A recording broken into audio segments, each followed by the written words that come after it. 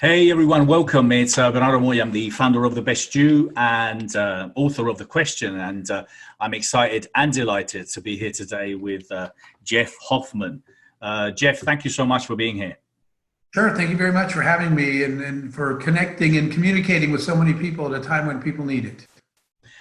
So Jeff Hoffman is a very successful entrepreneur. He's a CEO, motivational speaker, published author, film producer. He's done so many things. He's part of very many well-known companies, including Priceline, Ubid, Color Jar, and so many other things. Jeff has obviously received so many lifetime achievements for so many things, and obviously as being, top entrepreneur, championship entrepreneur award for JP Morgan, Citibank. He basically is everywhere on CNBC, ABC, CNN. I've met Jeff a few years ago at one of the events of our mutual friend who formerly, unfortunately, passed away, Ryan Long, and who's done some great work over the years. And I remember that one of the things that really impressed me was obviously his humanitarian work that he does, and I want to talk to you about so many things, Jeff. So first of all, I want, for those of you that don't know you within kind of my community, either here in the US or UK, to tell us a little bit more about your story, because obviously you're very successful. Your companies are worth billions of dollars, but you weren't born a billionaire, were you? I was born in a little small desert town, basically in Arizona, single mom with four kids. So no money. We didn't care though, because that was not my mom's values, but I will say that I had big dreams. And from where I was started, again, with a single mom and no money in a little town where no one ever left, the path to where I wanted to be was seemingly impossible. I just refused to accept that it was impossible, but I did not have any help at the start, that's for sure. So what did you stand out at school, or what were you very interested or keen on your early years? Early on, I tended towards the science classes and engineering, but that's because I think I was more curiosity driven, which, by the way, Bernardo, I have a TED talk that's out there online called The Power of Childlike Wonder. And because later I realized that a lot of the best things that happened to me in my life happened because I was curious about something and decided to follow that thread, follow my curiosity and go explore and learn something new. So since I was curious about the way things worked in the world, I tended towards a lot of sort of science things so I could literally take things apart and discover what makes things tick in the world. Cool. So what did you eventually study, and how did you get on? I mean, obviously, that there's a long journey there to to who you are today. But what put you on the path of where you are today? Well, what's interesting was that I picked a school that I really wanted to go to for a program in this new thing that no one had heard of that I was all excited about. So the school was Yale University, way out of my league, way out of my price range. And the reason was there was this new thing that had just come out called AI, which is ironic now, artificial intelligence. And it was the beginnings of creating it. And I was like, man, I'm not sure what this is, but I think it's going to be cool. And I want to learn that. There were only a small number of schools in the US that you could study artificial intelligence. Yale was one of them. So I worked really hard to get in, not an easy school to get into. I got in, and when I got there, when I arrived, I basically was sent home on day one. They said, you can't go to class because you haven't paid, which is fair enough, but I don't have any money. And my mom's broke and I'm broke, and I got scholarships, I got financial aid, but they didn't add up to the unfortunately high cost of going to schools like Harvard or Yale. And so I started my first startup on day two of college because my options were go home or find a way to pay for my education. And I started a software company, again, which would have been great, except I don't know how to write software because they won't let me go to class. So I was winging it, and I was hanging flyers around our campus and other colleges saying programmers wanted. I was bidding on software jobs in the community. They didn't know I was a kid. I won some. Then I would take the specs and I would go hire programmers around town. who, by the way, college kids will work for pizza and beer, but businesses pay you actual money. So my profit margins were big, and I used those profits to literally fund my entire education and get a computer science degree.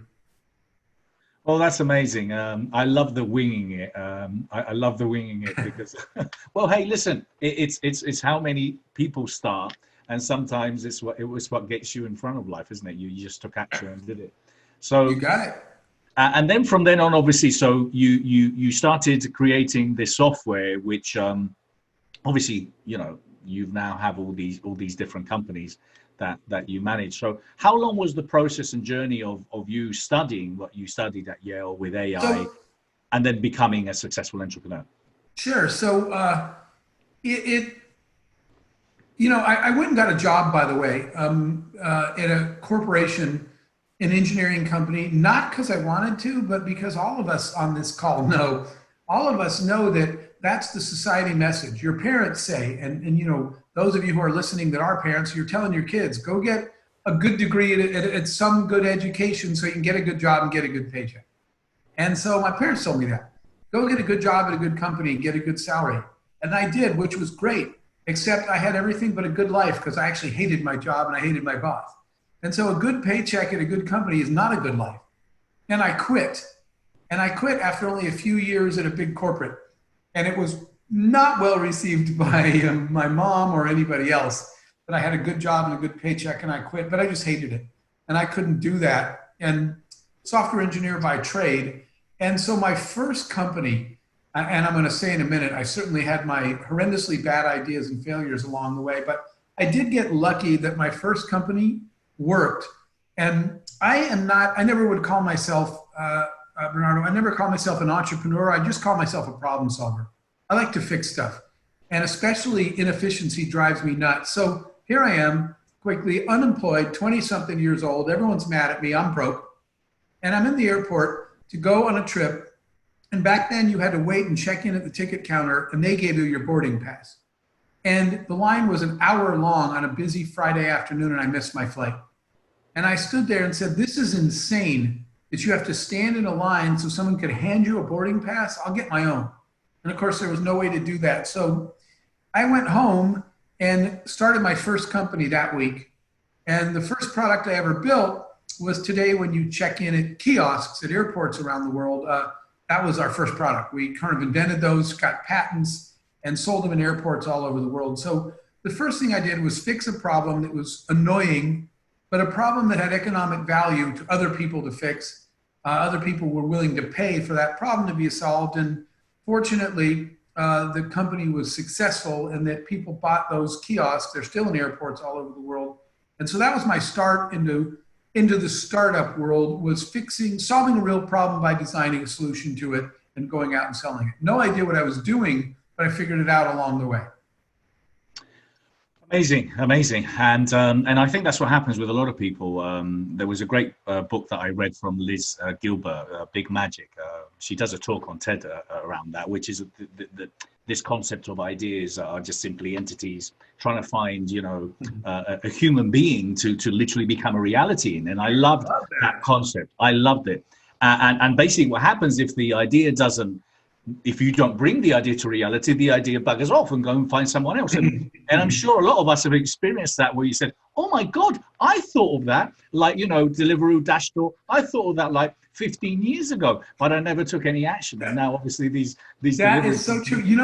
I will have to read that book, but I have to tell you, because I have this analogy of my own. I was sitting outside a friend's house and it was a barbecue. And they had, I don't know if you've seen these, they look like a light or a heater. It's a bug zapper. Yeah. And bugs were flying around. And a bug would fly around and go to the light and go zzz. When it hit the light, it would fry it and it was gone. And I was watching bugs fly into that thing and disappear from the face of the earth. And I suddenly said out loud, I said, that's where all the ideas go. And my friend said, what are you talking about? I said, when you sit in a meeting at work, before the meeting starts, everyone's like, oh man, this would be cool. Or you're sitting on the couch at home on the weekend waiting for football to come on. And people are saying, I got this idea. Everybody's got an idea. They're flying all over the place. And then when the football ends or the meeting ends, They all go into the bug zapper because everybody goes back to what they were doing and nobody ever follows through on their ideas. I think for me, the key to success was never being smarter than anybody in any way. I didn't have money. I didn't have contacts. I wasn't smarter. I just got up and said, I'm going to take each of these ideas and try it. Some of them failed miserably, but because I kept picking another idea out of the air and trying it, eventually some of them succeed. And it turns out, you know, with things like, as long as your successes outweigh your failures, in the net, you come out ahead. Yeah, absolutely. No, and I love the idea of obviously that what you are is a problem solver. You know, there's a lot of people that are very problem driven, you know, the why me driven, or those that are simply looking at, you know, hey, you know, what's the positive out of this, or what's the outcome, and how can I take advantage of this current situation? So I wanted to bring us obviously to where we are now, and so look, it can be scary, or it can be a really exciting time, and maybe for some people it could be a bit of both. But what's your thoughts with, because I believe, and a lot of the people that I've been talking to, obviously, who are inspiring and successful people, that they see this as a phenomenal opportunity in the, you know, with everything that's happening right now. Yes, so I completely agree with you that it's a little bit of both, but the opportunity is huge. And, you know, this is a time of chaos, and entrepreneurs thrive on chaos, right? If you want to be a disruptor, this is a time to disrupt. When the world needs things to change and there's chaos everywhere, entrepreneurs are the ones that harness the chaos and disrupt the status quo. So chaos creates opportunity. Right now, I'll just give you a couple of examples. Here are some huge things that popped up that didn't exist before. All of a sudden, the whole planet had to send everybody home from work. And so this concept of work from home didn't even exist for many companies around the world and many employees just a month ago. In fact, I think it's funny because I saw a text conversation that a friend texted to another friend, WYD, meaning what you doing? And the other friend texted back, WFH. Now in the past, the return to that would have been WTF with 3 question marks, right? Because what is WFH? But it means working from home. And all of a sudden, all these people are using the expression WFH like it was always there. It didn't even exist, this working from home thing. So when you have people all over the planet that are trying to figure out how to be productive doing work virtually, what we discovered was there's a handful of tools, but there's a huge opportunity for people to address this simple question. What is the most effective way to work from home and to share and to be virtually productive? And so that's a big opportunity for entrepreneurs to say, I'm going to make work from home more productive, because we're at the beginning of learning how to do this. By the same token, that happened to our schools all over the world. We sent all the kids home, and yet many, many schools on both ends, many schools did not have online learning. They didn't have the technology to teach virtually, and many parents have no tools, no apps, no training in homeschooling and how to teach from home. So online education is about to explode, and it's not going to go away after the pandemic, because many of these schools, let's take colleges and universities, the ones that didn't have a strong online platform are going to find out that they're going to have to create one now, and they're going to discover that they can enroll a lot more students if they add virtual to just physical campus. So education. And the last one would be online healthcare, telemedicine. So many healthcare providers, so many people are stressed and panicked and want to talk to a medical professional but don't want to leave their home. And so many doctors would love to help patients, but they don't want them all in their office. So all of a sudden, I'm hearing from doctors and medical centers everywhere that they've got to come up with technology for virtual medicine and telemedicine and preventative care at home. My own doctor I talked to last week, and because I had an appointment scheduled well before this pandemic, and when we got online, my doctor said, Jeff, congratulations, you're my first Zoom patient in the history of this practice. So those are all opportunities for new growth areas for the new world after the pandemic ends. And I think and I think obviously kind of what it is really, it is exactly that. It's a time. It's a time for many people to really reinvent also themselves. I think, there's a lot of people that have a set of skills that unfortunately, they're just going to struggle in finding, a position or a job very quickly. And it is all down to education. I loved, I was looking at one of your interviews before and about the info sponging, and it's going to drive me into kind of my next question to you, which is about that. We have to learn. I mean, we permanently have to be enhancing, improving our skills, and also learning those things that we don't know, things that we're not comfortable about, because we have to be current, especially now, isn't it? And this is one of the best times ever. Some people are complaining, this one, I was amazed, that they're bored at home. And what I'm thinking is, you've never had a better chance to upgrade yourself, to retool yourself. Right now, you have the time to take online courses, many of them are free, and enhance your value as a human being, improve your skill set. I told one small company that, and he enrolled a bunch of his people in a free online certification course for applied AI. And so they're getting certificates in artificial intelligence, and they've already started designing a predictive behavior algorithm for their consumer business. So upgrading your personal skill set by taking online courses now while you're home and you have the time, and upgrading your business by upgrading your workforce by taking online courses while you're home.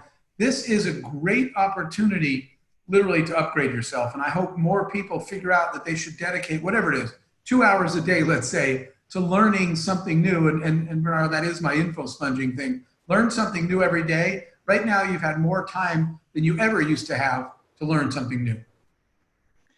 Out of all the things that you're currently doing and you're doing a lot of things, you have some great brands. Is there anything in particular that you are now, something that you can share, obviously, that you're focusing towards, or you're putting more energy into, or new problems that you're trying to solve currently? Yeah, so for me, I'll do one of each of the two things that I'm really spending my time on. One of them is something I call, well, it's this, what you and I are doing now. It's trying to share, and I've been blessed to be talking to small business owners and entrepreneurs on startups all over the world during this downtime, during the last 2 weeks. I've been doing talks like this and hearing from entrepreneurs pretty much on every continent. So anyway, I did one this morning that I think we tied 25 countries on. So I'm learning what they're doing and sharing. And I've come up with something that I call my 3 R's for small business and entrepreneurs, which are repurpose, retool, and redeploy. And so I've been spending most of my time doing online talks to try to share those ideas with as many struggling or stressed small business owners and entrepreneurs as I can. The repurpose, retool, and redeploy thing. And that's the biggest chunk of my time recently. And then the other part of my time is, and I hope everyone's doing this in their community. For example, we put together an effort. There are many, many children, certainly in my country, in my area, that whose only meal every day came from their free lunch at school. And these were kids that weren't getting food at home because their parents don't have it. The one meal they got every day that they could count on was free lunch. Now they're out of school. They don't have enough food. So we've been working with restaurants who have extra bandwidth, and schools and churches even, and all kinds of organizations to get food delivered to the communities where those kids and those families were getting their food from school and don't have it anymore. So I'm working on personal projects like that. And professionally, I'm trying to help give sort of tips on what you can do to small businesses around the world. Those are my 2 things. And is there any platforms in particular that you could share that people could help you or support you to join some of these things, projects? Yeah, on the feeding the children thing, it's just it's called worldyouthhorizons.org. So there's a website there that people can go to and they can learn, or they can donate to provide a meal or whatever. We're also launching another youth organization, let me just say, that we're doing. It's called the Dream Tank, and people can email me if their children are interested. It's just jeff@jeffhoffman.com. But we are organizing a giant global youth hackathon. We're going to get youth from all over the world live, online, and we're going to ask them what they think and what ideas they have, solutions for COVID. And the reason is, youth, your kids are listening. They're hearing bad news and death and disease and shutdowns and economic recession. Then they're seeing their parents stressed out. And what a lot of parents are saying to their kids is, don't worry about it. This is adult stuff. Well, they are worrying about it. And they might even have an idea. But the conversation's not including youth. So we are organizing youth all over the world to let them work on COVID problems too, especially since they're home from school. So that one you can just email me on. And then as far as those tips, I would say the two main organizations I'm part of, these websites have a lot of help. One is the Global Entrepreneurship Network, GEN, that I happen to be the chairman of. And our website is GenGlobal, genglobal.co. And then lastly, the Unreasonable Group, which is an organization I'm part of that works with helping startups, and that's unreasonablegroup.com, all over the world as well. So those are some organizations that are where you can find information about these startup programs as well. Thank you for asking that. No, and thank you, Jeff, because one of the things that I want to point out about Jeff is when I met him, because, you know, I've seen a lot of speakers over the years. I've promoted quite a few. And I remember when, but I'm always very, very non-judgmental. Was, hey, Jeff Hoffman from Priceline. Okay, well, great. But, you know, I never judge anyone, but I'm always there to listen to see what I can get.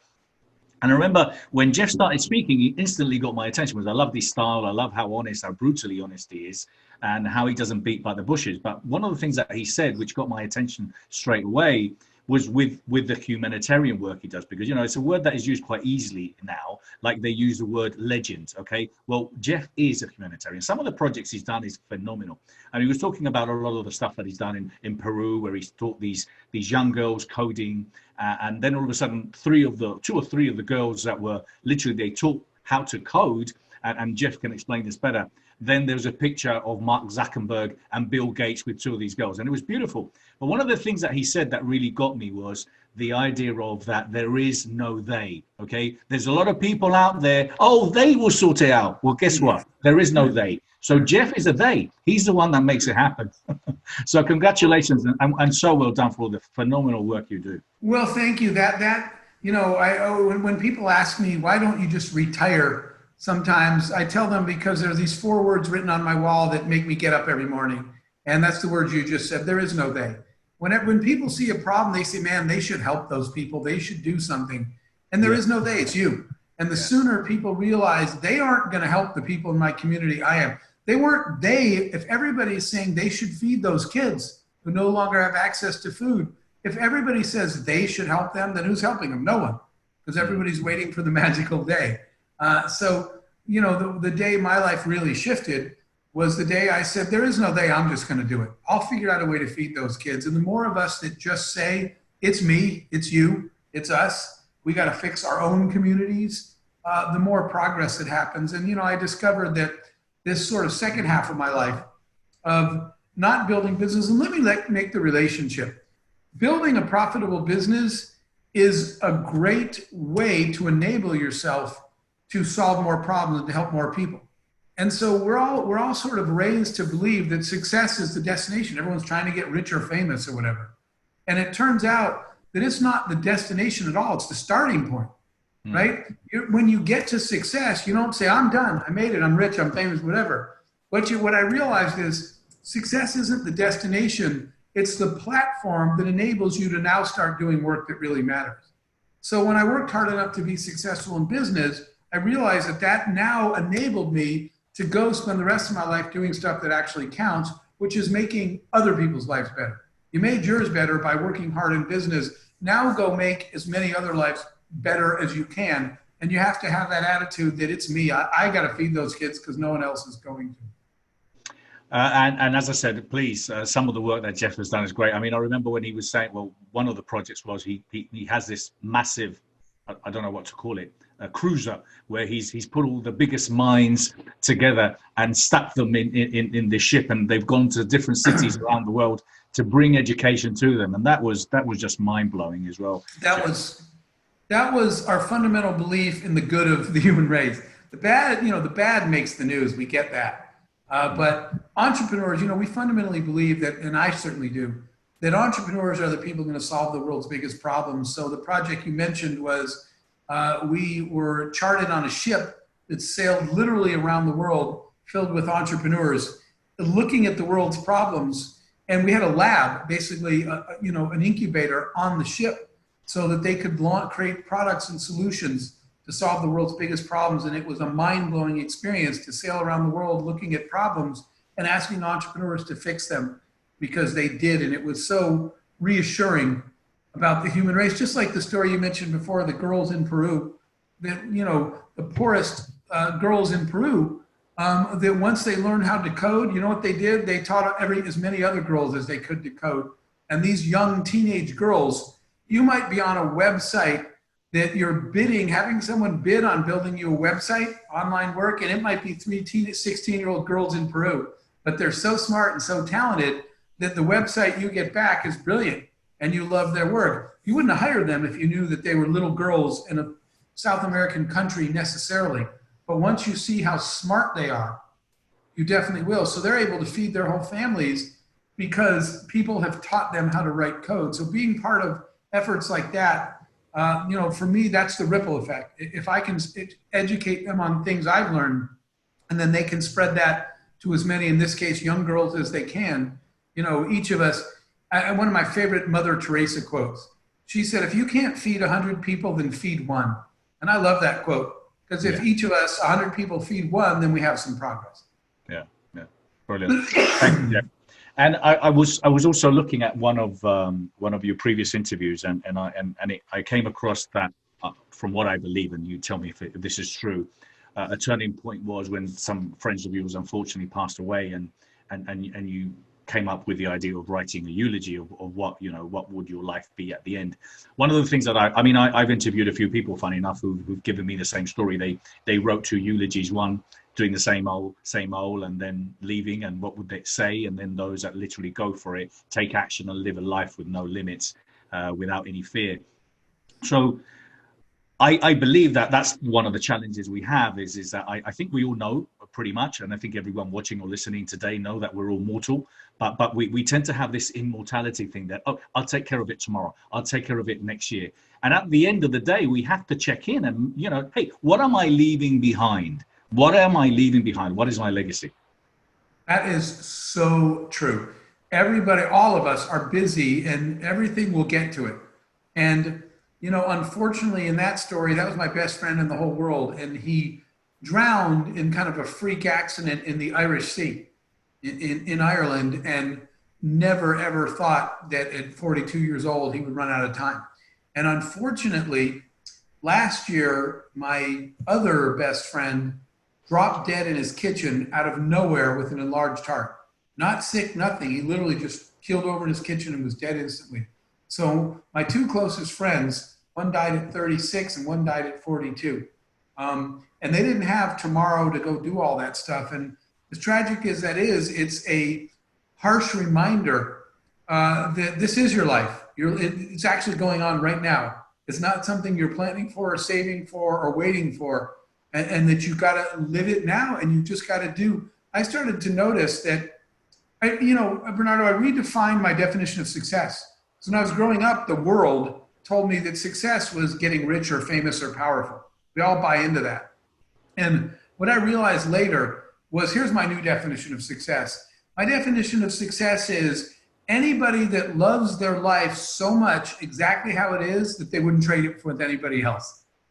And so Michael, my friend that died at 42, that drowned, Michael one day said, and you might have heard me say this, something that still gives me goosebumps when I think of it. One day, he used to go mountain climbing. And one day I said, I wish you wouldn't do that so much, because I'm afraid someday you'll fall and kill yourself. And he was at 40 years old. And he said, well, I'll tell you what. He said, if I have to choose between dying at 40, doing the things I want to do and loving my life, or living till 90, the way most people do, he said, I'll take the 40-year deal. And unknowing, 2 years later, he drowned. But when he said that, when I was standing at his funeral, I was thinking, what is it that he was serious? He would have taken, if you said you can have 40 years of a great life or 90 years doing it the way everyone else did, he would have taken the 40. And so that made me think so hard. What was it? And the answer, that's how I got my new definition of success. He loved his life because he didn't put off everything until tomorrow. He found a way to do the things that were important to him instead of making excuses. So even though he died young, he would tell you that he got more done in his 42 years than most people will do in their entire life. And that was a big lesson to me in saying that success is about loving your life and not living it with a bunch of regrets of all the stuff you didn't do. Yeah, thank you. That's great advice. And I just got a couple of more questions for you, Jeff. Obviously around entrepreneurship now, and what do you think it is, or what does it take to stand out, succeed as an entrepreneur? What are the skills, or what should be people doing, looking for, Sure, or implementing? sure. So I would say one of the first things is accountability.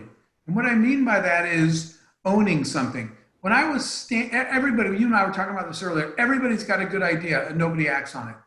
So entrepreneurs are people that make themselves accountable. They say, this is me, I got this one. And they set their own timetables and charts. Everybody that's standing in the same problem, again, in that airport, everybody was complaining, right? But turns out one person went home and said, I'll just fix this one. I have a friend, Lars, who used to be lost all the time in the days of paper maps, like all of us. And Lars one day said, this is insane. There has to be a better way. And he started thinking about satellites. They were cable TV satellites, but they're in the sky. They can see you. And if there's 3 of them, they can triangulate and see where you are. If they know where you are and you tell them where you're going, right? In the end, he's the guy that created the technology for Google Maps, not Google. They acquired it from him for like $1 billion. So people that own, next time you hear yourself complaining about a problem, own it. Stop and say, everyone's complaining. You guys can go home without me. I'm going to stay here and fix this one. The best entrepreneurs take accountability. The second thing, and this is probably one of the most important ones, is that realizing that you are not as smart as you think you are. You cannot do this yourself. And the way to succeed is to surround yourself with people smarter than you in every area that isn't yours. You have to realize that none of us are good at everything. I have never hired an engineer who does my taxes and writes my marketing slogans as well as my engineering, okay? And it turns out my tax attorney doesn't write code for us. Every one of us has something we're good at doing. That includes you. Just because you're a founder or a CEO doesn't make you smarter than the people that work for you. So whatever you're good at, in my case, it wasn't tech, it was marketing. I found people smarter than me in every other functional area. So stop spending so much time running your business and allocate a percentage of your time to go out and find, motivate, and take care of people that are smarter than you in every other area. That's when you'll win, when you get out of your own way and you trust and empower really smart people to grow your business for you instead of working for you. Realize that they're working next to you and some days they're working way above you because you can't do what they can do anyway. That's great advice. A little masterclass there. And obviously they're complaining. I always say about complaining is negativity. People that are complaining, you're negative. Oh, no, I'm not negative. Yes, you are. You're just complaining right now. You're negative. So yeah, reality check on that. You co-authored a book called Scale. And I'm particularly very interested in scalability when it comes down to that. What's the insights of the book? You wrote it with David Finkel, I believe. And, yes. Well, it's a best-selling book. Tell us a little bit about that and talk about scalability. Sure. Scale, the book that we wrote, and especially compliments to my co-author David, because he thinks in a very structured way like that. It is the sort of very practical how-to guide for the things that you have to get right to be able to scale a business. Like an example is one of them I just mentioned, which is you need to spend less time in the business and more time working on it, meaning going out and finding a team that's smarter than you. instead of being so busy working that you don't have time to go out and hunt for talent. We talk about systems and processes, about creating the things that you can automate, the processes that you can document, so that when you onboard new talent, they literally have a training guide for how to do their job immediately, instead of onboarding people at all different skill levels. We talk about automating processes that aren't your secret sauce, that aren't your core business. It's things you have to do every day, but they're not your secret sauce. They're not the things that make you better than your competitors. Then automate them or outsource them. So it's a whole list of practical steps to go through to prep your business for much more explosive growth. Another example is we talk about branding in there. A brand is a much more cost-effective way to get your message out than the dollar per view kind of marketing. You have to have sales and marketing, but you should be doing some brand development too. So those are just samples of what's in the book. It's a practical how-to guide to get your company properly aligned so that it'll grow much faster. Exciting times, Jeff. I want to thank you so much for your time. I want to thank you for your generosity. You're always very generous with your time. I want to thank you for the great work that you do, not only from an entrepreneurial point of view, because you're an inspiration to so many entrepreneurs, but also with the great work that you do behind the scenes. You are truly kind of the real deal. So thank you so much. Thank you very much. And again, I'm here with you because I love the work that you do. And the way that you spread knowledge to so many people in so many different ways. So thank you, and please stay healthy and safe. Thank you so much. And thank you everyone for watching, everyone for listening. Thank you so much. Take care. Stay safe. All the best. All the best, Jeff. Thank you. All right. Thank you, my friend. Bye. Bye-bye.